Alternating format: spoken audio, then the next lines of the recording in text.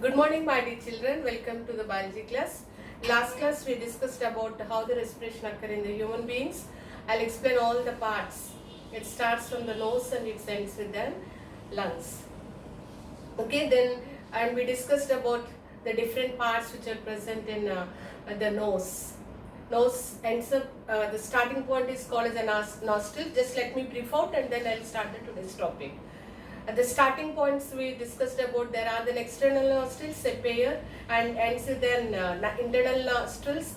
They are also a pair, and external nostrils are open into the nasal cavities, and nasal cavities are provided with a hair-like structures that help. They act like as in filters, and they filter the dust particles as well as the microorganisms. Along with that, the mucous membrane is also produces the mucus, and this also play a role to filter the dust particles.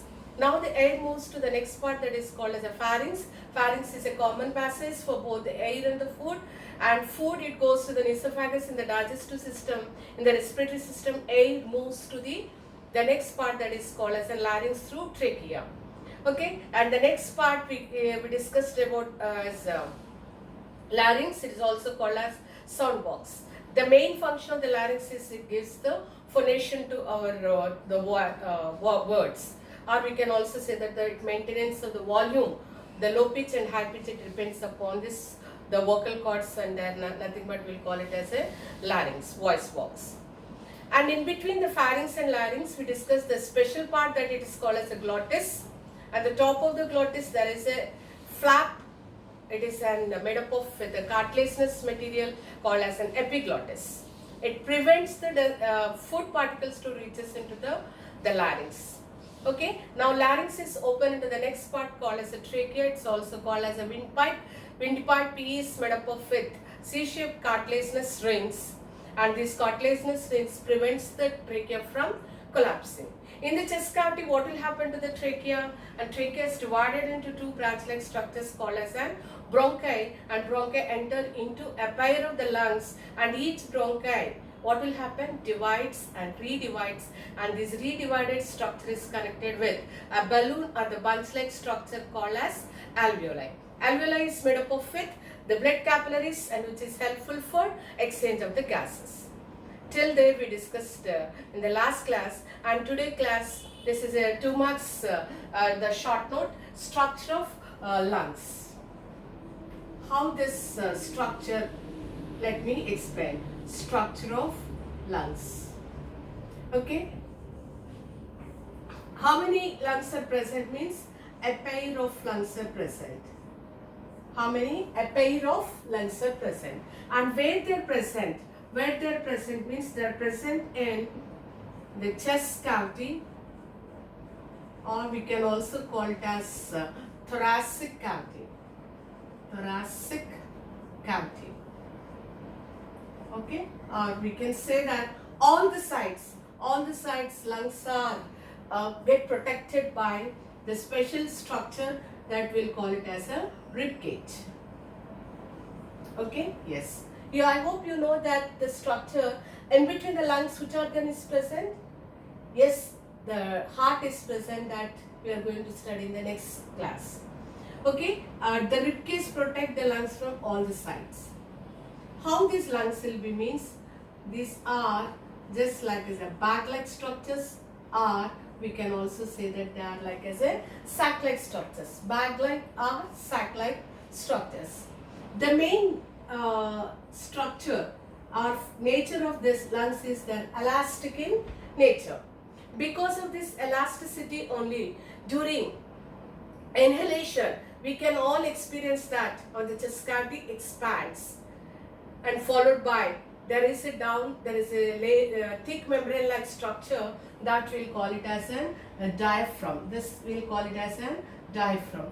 Diaphragm moves downwards and ribs moves forward, and there is an empty space is created inside, and so that outside air rushes inside and what will be used up.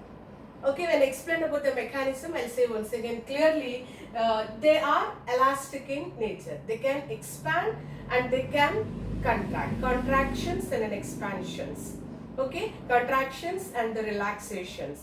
Okay, yes. So they are elastic in nature. On the sides it is protected by the ribcage, I said. Even though there is a rib case, lungs are also protected by one membrane as well as the fluid. Okay, yes, lungs are protected by membrane as well as fluid. What is that membrane called? The membrane is called pleura. Okay, lungs are protected by the two membrane structure that is called as a pleura.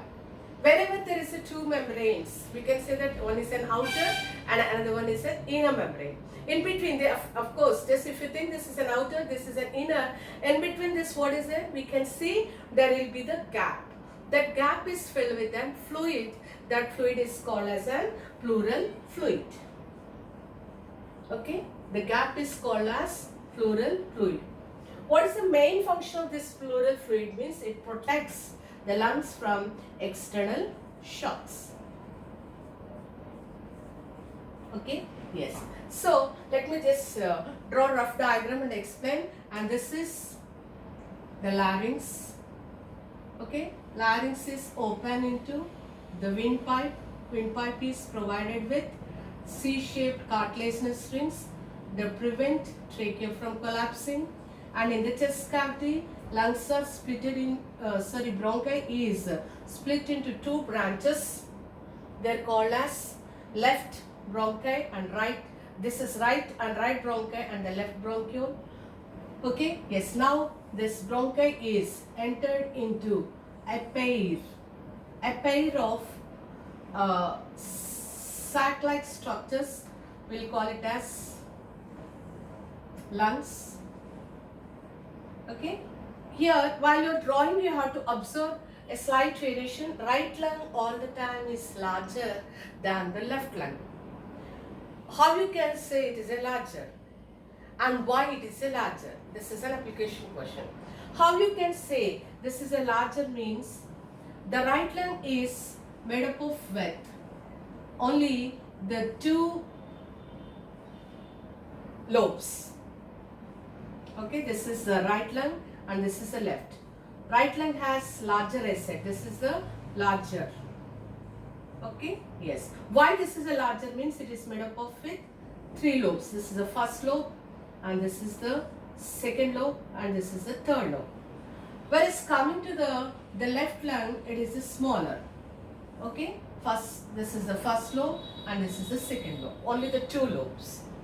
Okay, yes. So I already said that the lungs are provided with double membrane structure and this is called as pleura. And here also we can say this is the pleural layer. Okay, yes. Okay, this is larynx. This is trachea. This is pleura. This is pleural fluid. Okay, yeah. How many lobes are there in the left one? The left has only the two lobes and the right has three lobes. Okay, because of this counting of the lobes, we can say that right is all the time larger than the left. Now the question is that why it is like that? Why it is like that means to accommodate space for heart. I already said that in between the lungs, heart is present. Okay, to accommodate the space. That too we know that heart is slightly situated towards left side in the chest cavity. Okay, that is the reason right occupies the more space as it has more lobes and the left occupies the less space, and because of that to provide the space to the heart, and it is made up of the two lobes. Is it clear? Yes. Okay. Yes. So now leave about this the lobes. Now let me see how this bronchi is divided. Okay. Yes. In the lungs, bronchi is first divides, and the next what will happen? This divided one redivides like this. They divides and they redivide and they attaches. They attaches with balloon-like structures called as alveoli. Okay. Yes. How many alveoli is present? Write a short note on the alveoli. They'll ask. Actually, what is this an alveoli? Alveoli has grape bunch like structures or balloon like structures. How many it is present means 302 350 millions of alveoli is present in the pair of the lungs. Imagine that, how many, countless. The numerous bunch like structures, all these bunches are made up of the blood capillaries. Children, don't forget that. Remember all the time, wherever the blood capillaries are there, that is the place for the exchange of the gases. Okay, yes. So if you see the microscopic structure of the lungs, alveoli, they present millions like this. The millions count bunch like structures. In reference books they given this particular diagram like this. The bunch like structures will be present, and how many are there? 300 to 350 millions. Okay, yes. The first point you can say that the divided and redivided structures, divided and the redivided structures are called as, what we'll call them? We call it as bronchioles, and bronchioles are attached with balloon-like structures, and these balloon-like structures are called as alveoli. Okay, children, and don't forget that alveoli is made up of with blood capillaries. Okay, blood capillaries. Okay, yes. Wherever there is a blood capillaries, there is a chance for exchange of gases. Exchange of gases. Okay, exchange of gases should done like this, between air and the tissue, and the next one is between tissues to air. Okay, air and the tissue, what will happen?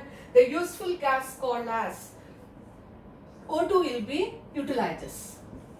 O2 will be entered inside and it will be used up by this cell. Okay, yes. Let me say one point here. Whenever the food is get absorbed in the small intestine, the food is directly dissolved, mixes with the blood, and there it waits for oxygen. Okay, that it will be done only with the help of the respiration. That's the reason digestion all the time followed by the respiration. These two are coupled reactions. Oxidation reactions and reduction reactions, the coupled reactions we can say. Okay, during the time of this oxidation, what will happen means the O2 which is entering into the body through outside, it is mixes with the red color pigment which is present inside the body is called as an hemoglobin. This plays a main role. There is a short note. What is the function of them? Hemoglobin. There are some people, they used to say that they'll write an answer like this: hemoglobin gives the red color to blood. Okay, that is not the function of the hemoglobin. Hemoglobin acts like as an respiratory pigment. Okay, how it will be helps? It acts and it helps like as an respiratory pigment. So that is the reason what will happen. Hemoglobin immediately binds. It catches hold on oxygen and it is converted in the form of an oxyhemoglobin, and then it is ready to release the energy. Okay. Is it clear? Yes. So, the million of this 300 to 315 alveoli is made up of the capillaries, exchange of the gases, it will be done here. So, then immediately when O2 it will be utilized, so which gas it will be releases out, and it releases CO2. So, the CO2 also has to be sent out. Okay, last class I said on definition, maybe you studied in your earlier classes also. The movement of the particles, it will be done by the diffusion, without the membrane, with the membrane, osmosis. If anything has to be enter inside or anything has to be come outside, there must be the one process. Through the diffusion only the particles will be moved. Okay, that's what we studied in the before class, how the nutrition occurs in an amoeba, how the respiration takes place in an amoeba. Okay, the respiration or the diffusion, nutrition, by the process of diffusion only it will be occur. Movement of particle from high to low level. The same thing will be happen in case if it is happen in the human body. Otherwise we can say like this: is a human being's respiration process, it will be only depends upon the diffusion. In case if it is a depend on the diffusion, how much time it takes for the each cell to receive the oxygen. Okay, and at the end of this lesson in the brown box, do you know it is given? It is estimated that 3 years it will be occur oxygen to reach the each cell by the process of the diffusion. How many years? 3 years. 3 years it will be takes place for the millions of the cell, each cell to receive an amount of an oxygen. So imagine that. Meanwhile, what will happen to us? No doubt, within a 1 second or a one fraction of a minute or a second, if you don't get an oxygen, our breathing rate, our heart pumping, it will be slows down. Okay, we are nowhere here and we are in the heaven. Okay, so that is the reason, very miraculously we can say that the God has provided this the device for us to supply the oxygen within a fraction of a second for the each and billions of the cells which are present inside the body to supply the oxygen, and we have 300 to 350 alveoli to supply this oxygen. Okay, yes. So one more point you have to learn here. If you observe this 350 billions of this alveoli, they have the huge amount of the alveolar surface. That means how much the body surface we are having, than that the alveolar surface it will be the more, and they can say that 80 meters square. If you spread out, the entire the structure of this alveoli, and it covers this particular the distance. Children, after listening this my topic, are you reading the textbook? At the end of this lesson, in the do you knows, this 2 points are given. To reach the oxygen for each and every cell, it estimated that 3 years it will takes place. Meanwhile, the cell nowhere. Okay, and if you see this, the small microscopic alveoli structure, and when you spread out, the alveolar surface covers nearly 80 meters square area. Okay, yes. So by this way, what will happen? The supplying of the oxygen, it will be takes place. Is it clear, children? Yes. In that way, lungs play a great role for the supply of the oxygen. Okay, yes. Let me conclude this particular topic by explaining mechanism of the respiration, how this mechanism it will be occur. Okay, yes. Let's come into the mechanism. Mechanism will be followed by the two process. One is inspiration and second one is an expiration. Okay, mechanism involved by two steps. Okay, mechanism of respiration, it carried by the two ways.